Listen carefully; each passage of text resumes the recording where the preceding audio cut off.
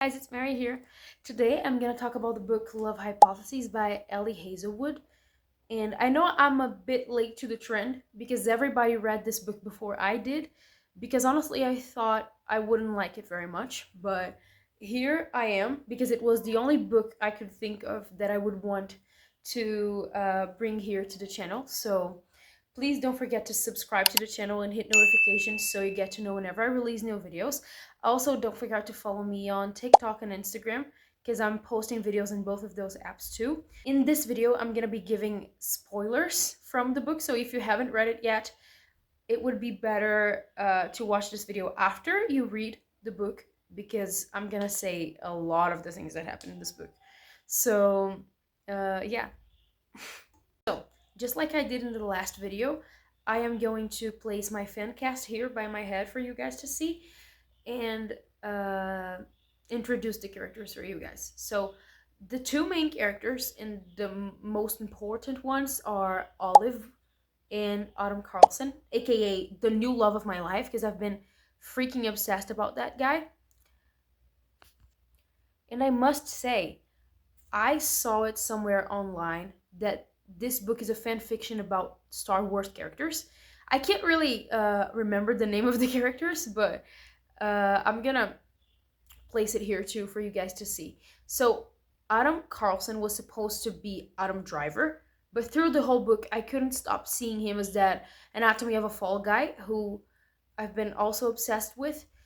So the first thing that happens in the book is Olive is sitting in the floor of a university bathroom sobbing. I don't exactly remember the reason why she's sobbing, but I'm pretty sure it is because she can't see in the moment. And why can't she see, you ask me? Because the girl is broke. She doesn't have money to buy contact lenses. So she basically can't see.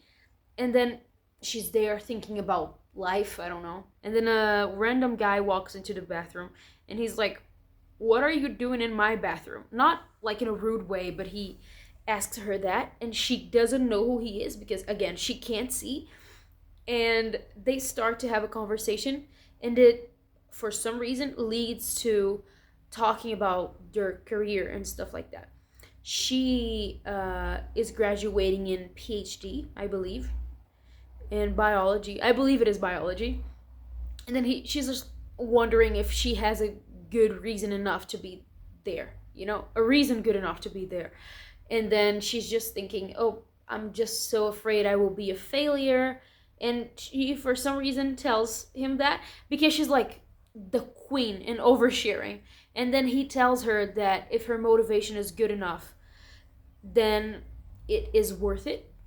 And 2 years pass, right? 2 years. So 2 years later, she's working late at night in the lab in the university, and she's just walking down the hallway and she sees her friend, which in this moment is a massive problem because she told her friend that she was going out with this other guy and she can't let her friend know that she lied, right? So what does she do? Option 1, she tells her friend the truth. Option 2, she runs away. Option 3, kisses a random guy walking down the hallway to convince her friend that she's going on a date with him. I'll give you 10 seconds.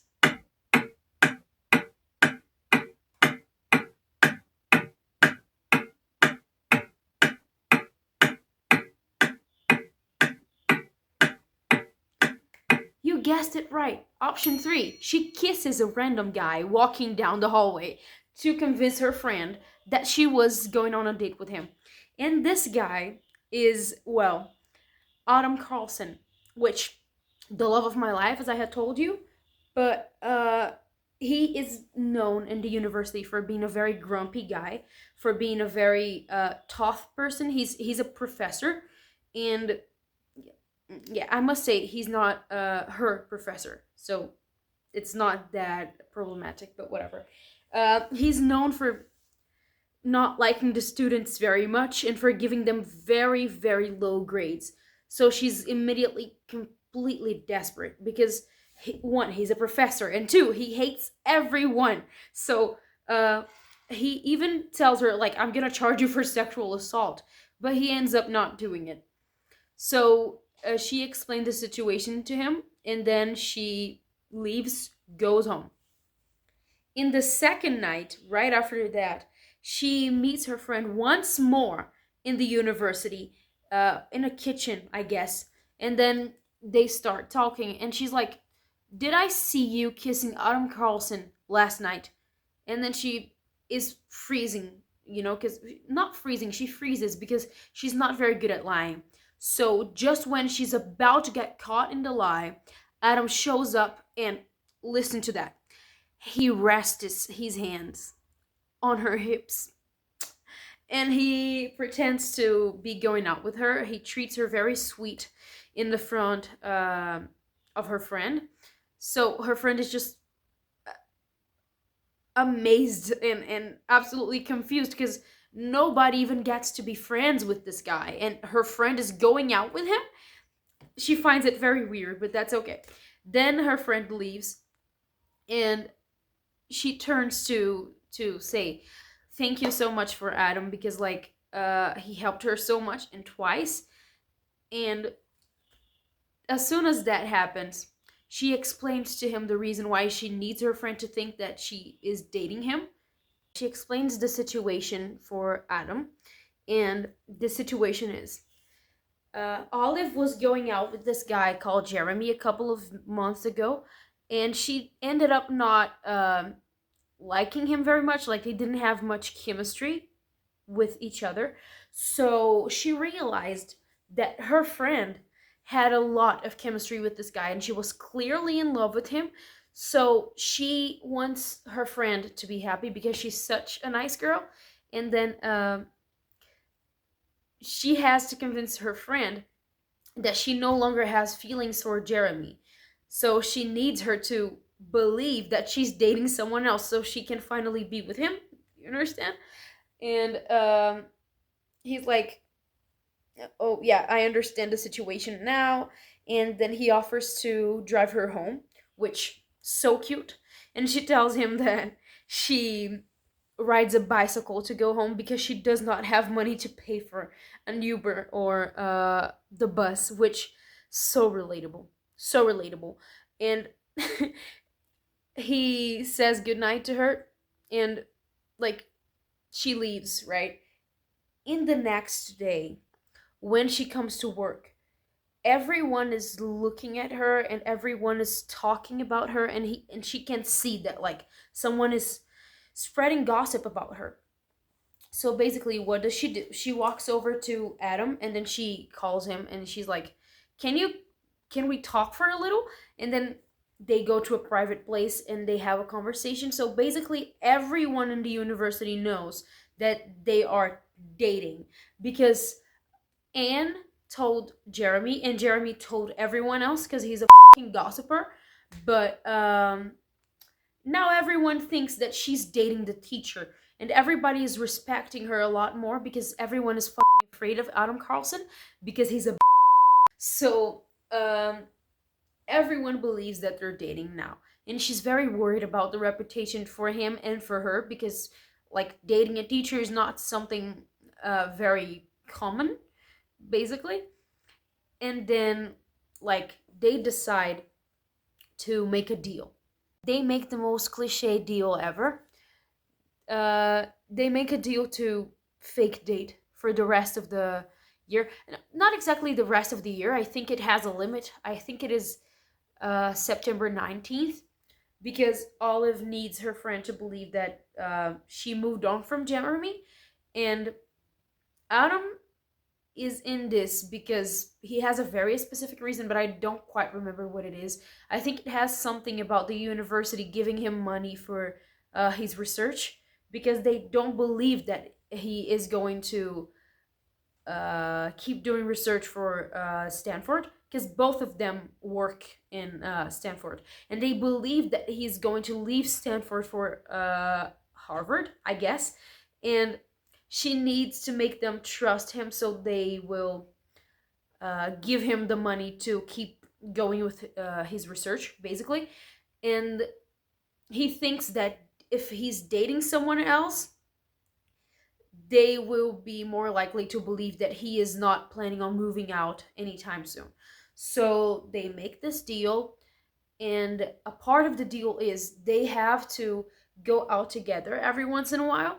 So they have to go to a cafe every single Wednesday, I guess, so that people see them together and are not suspicious that they are not actually dating, you know?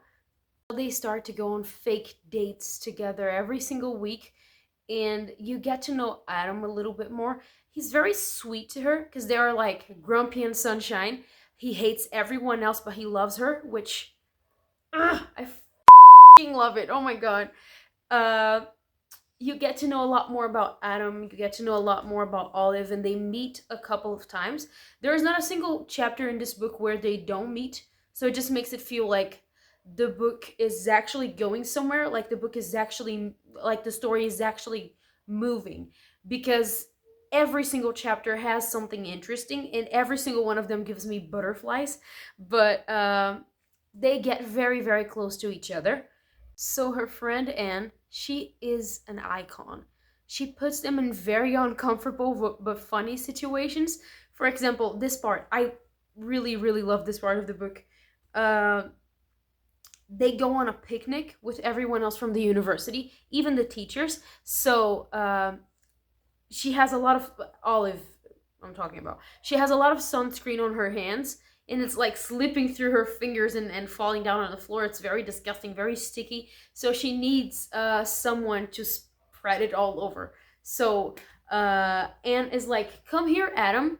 Let her spread sunscreen all over your abs and your arms." And she has a plan. You know, she knows what she's doing. And then Olive is absolutely embarrassed. She looks up at him and she's like, "Is this okay for you?" And he seems very calm throughout the whole situation, because he always is very calm, which so attractive. But she spreads sunscreen all over him, and she, for the first time, starts to actually feel like physically attracted to him.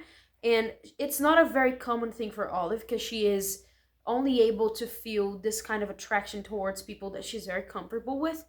And she feels it for Adam. So it's very suspicious. But I love Anne for that, because it's one of the best scenes in the whole book. And, well, she just finishes doing it, and then she's very impacted, like, okay, maybe he's not only a good company, but maybe he's physically attractive too. And he's the whole package. He's the full package, to be honest. And Olive is working in a project that has something to do with cancer. I don't exactly remember what kind of cancer it is, but she needs a better lab to work in her research, because the lab in Stanford does not really have the material that she needs to finish the research. So she emails many other universities to see if she can temporarily live there, not in the university, but in the town, to work in their lab for her research. And then Harvard answers her back, and she is going to have like a meeting with this guy called Tom. And one day he comes to town to basically interview her. And when she is in the cafe with Adam, this guy shows up, and he's like, "Hey, Adam," and she finds out that they're friends, which is going to be very important for the rest of the book. So this guy, who is very much responsible, not responsible, but he's like, he can have a very significant impact in her professional life, in her academic life. He is friends with the guy that she is dating, and they decide to do the interview right there in the cafe. And then he finds her research very, very good, and seems to be very interested in it. And she's very happy, because it's one of her biggest dreams. So she leaves with Adam. Then a couple of days later, she's just like realizing that maybe she is falling in love with Adam. And then she decides to talk about that to Malcolm, which is one of her friends. He's not very important throughout the rest of the book, but she's talking to him, and then she's like, "Oh, I am in love with Adam, and he's very attractive," and she's realizing that she is probably falling in love with him. And then it's a Wednesday. And as you all remember, I hope, Wednesdays are the days that she meets with Adam in the cafe. So who is behind her? Adam himself.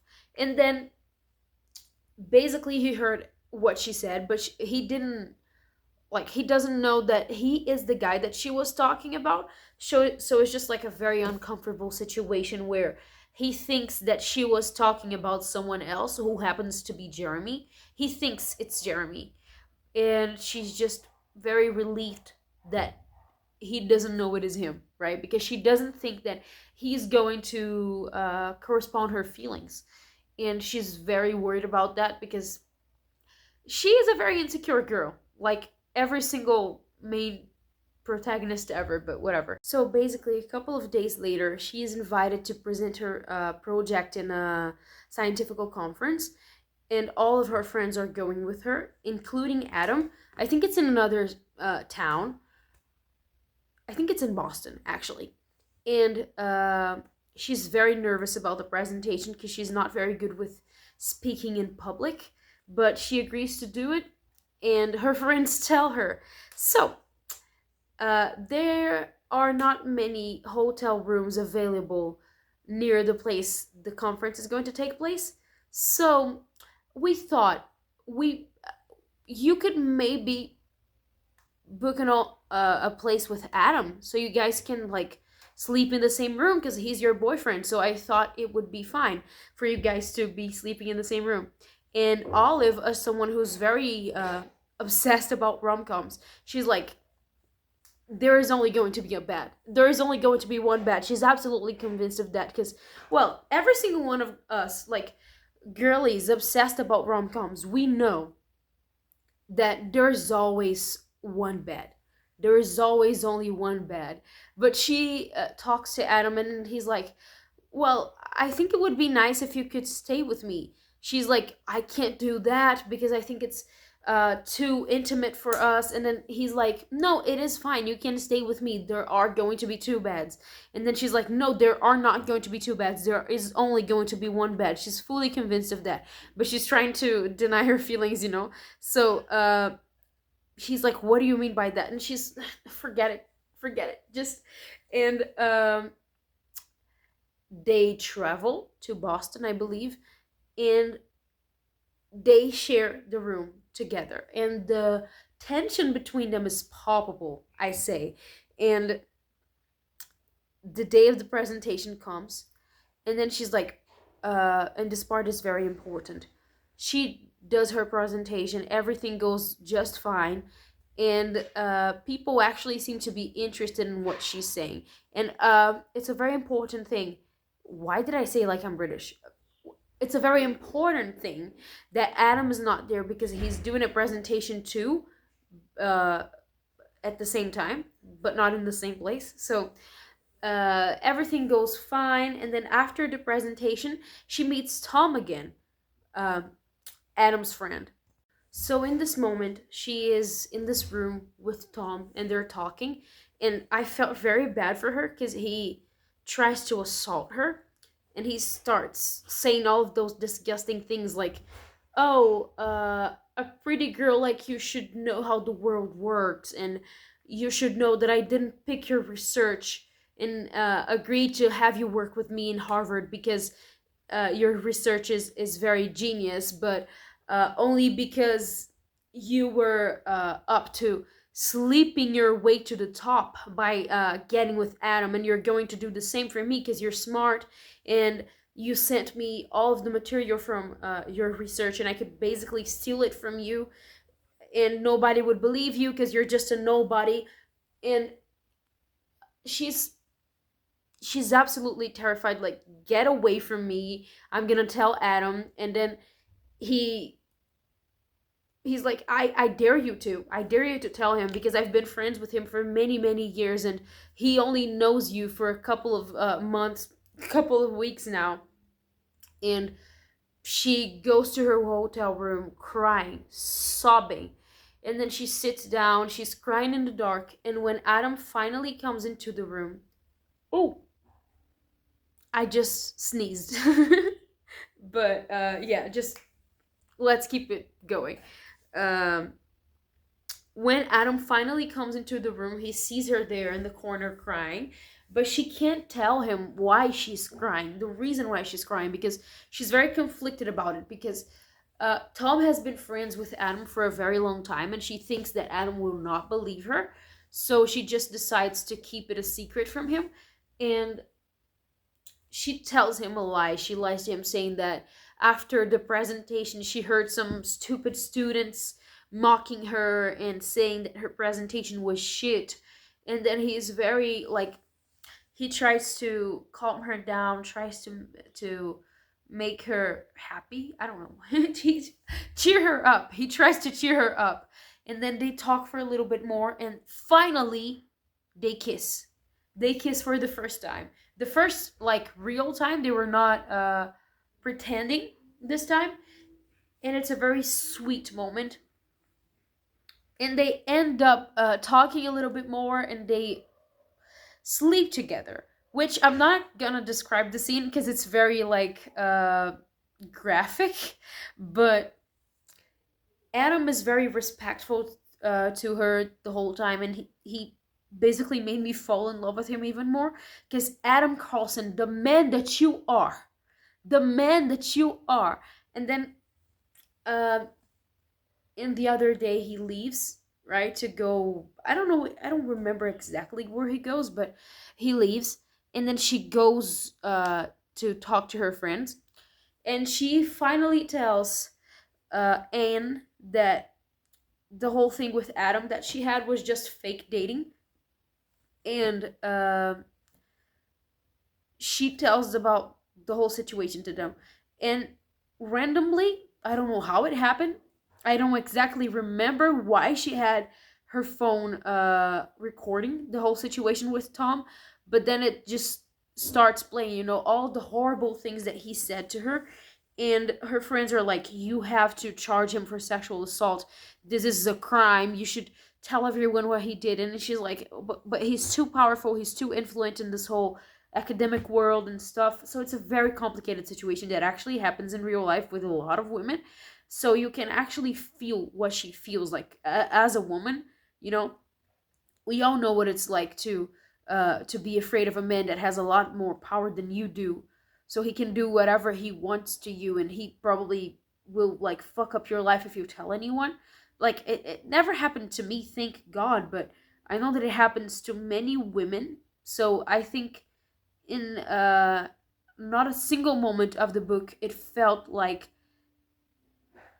she was overreacting, like it just felt like pretty accurate to me. It just felt pretty accurate, and I felt like she really had a reason to be worried, and she really had a reason to not tell Adam. Because some of us would be like, oh, I would tell Adam immediately, but it's a very complicated situation, and what we all would probably do in real life was actually hide it from him, because it's a very complicated situation that could up her academic life. So it just really seems realistically something that is very tough to deal with.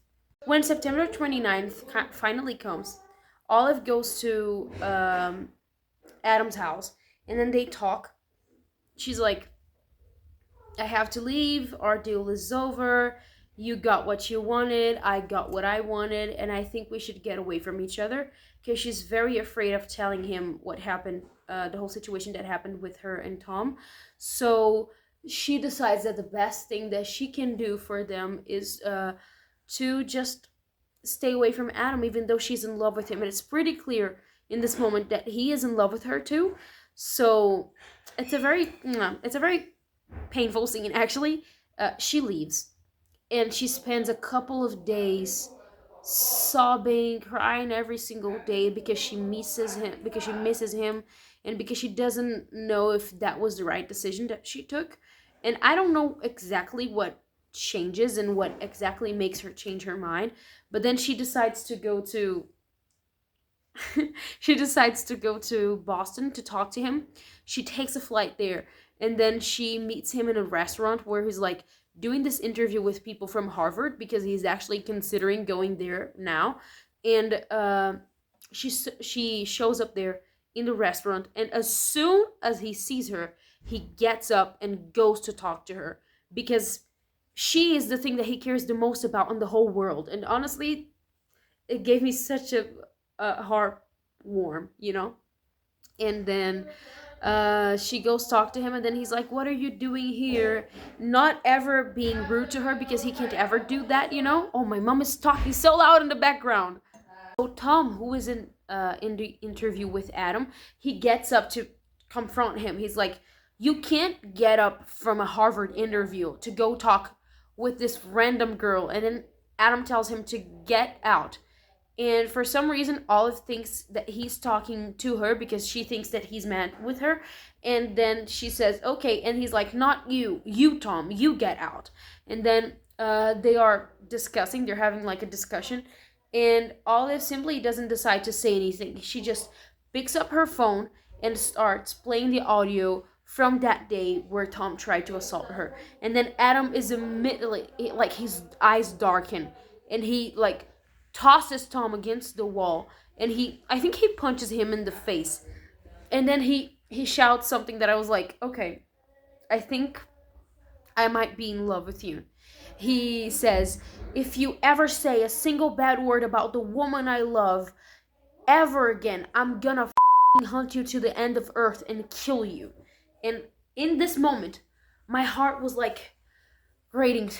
My heart was like beating as fast as Max Verstappen races. You know, I was so in love with him. I was so in love with this guy, and I still am in love with him. And then he punches him in the face, tells everyone in the restaurant that he's going to leave. He rests his forehead against Olive, and he's like, I'm sorry, I'm sorry, I didn't know, I'm sorry, I didn't realize that it was him. And then he says he's never gonna let anyone hurt her again. And he's very cute, very protective, and considering how tall this man is, I think that he's made for me. I think that this man was born to be dating me, okay?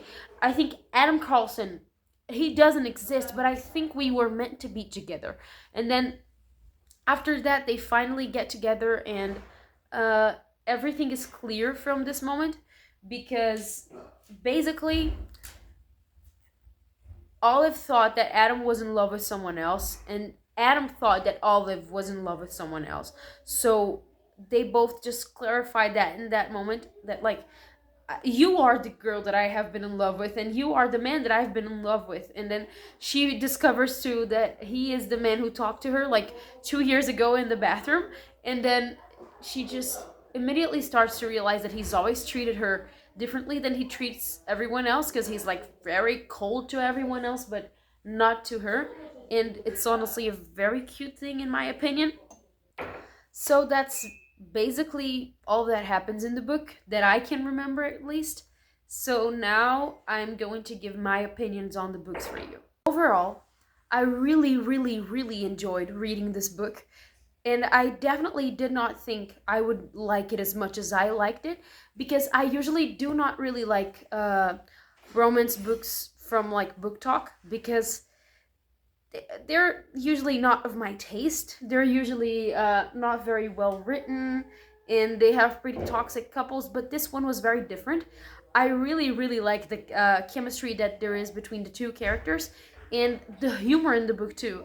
I really like Olive, and I really like Adam too. They both have senses of humor that really remind me of my own sense of humor, and Olive is so relatable in a couple of times in this book.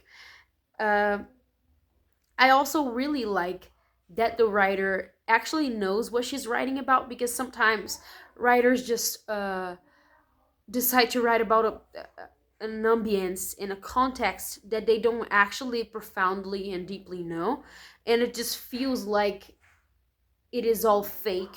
But since Ellie Hazelwood is someone from the academy, and she has been used to this academic life and university and stuff, it just feels very realistic as you read the book, you know?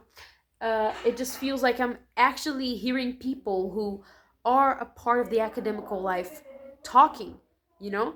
It feels like actual conversations between people who are insert in this academical context. And I really, really like that. Except it made me feel a bit dumb every once in a while, but that's okay. Uh, one more thing that I have to say about this book. Adam Carlson. Adam Carlson, right? The man that you are.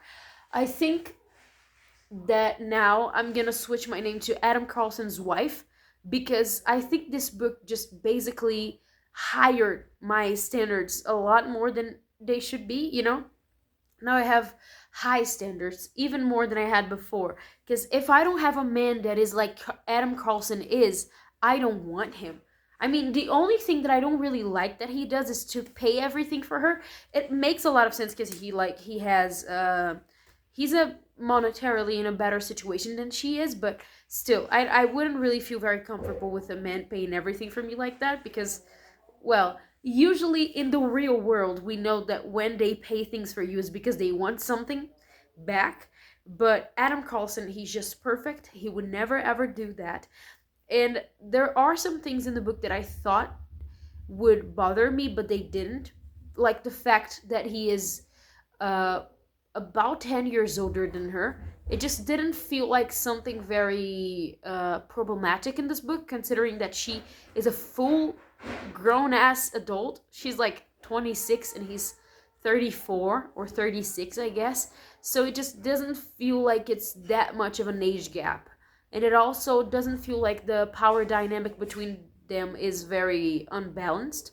Every once in a while it does, because even though he's like not her teacher, not her professor, he knows many people that actually have some kind of meaningful impact in her life. I know that this author has written other books in the academical world, and I think I'm going to read a couple of more of them to release reviews here on this channel.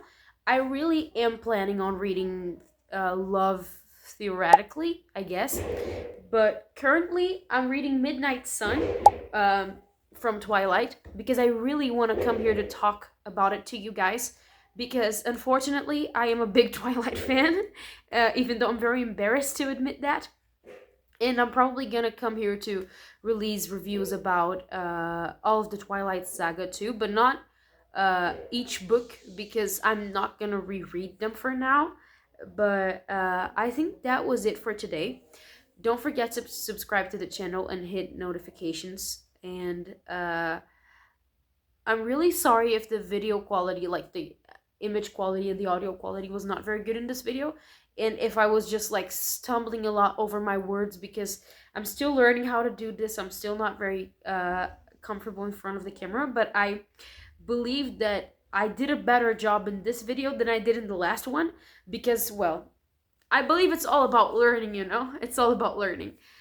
But right now, I guess I'm gonna edit this video and I'm gonna release it tomorrow, because I'm very irresponsible and I never record when I say I'm going to, because I said I was going to record this video like on Saturday, and today is Monday, and I release videos every single Tuesday, and it didn't really go right because I was talking to character AI bots. So yeah, I basically was procrastinating once more. But next week I'm gonna release another video for you guys, and I'm very excited about that. So comment whatever you want to see here on this channel and give me more video ideas that I can do here, because I'm still trying to figure out what I want to do here and what I want to post. But I guess that was it. Bye.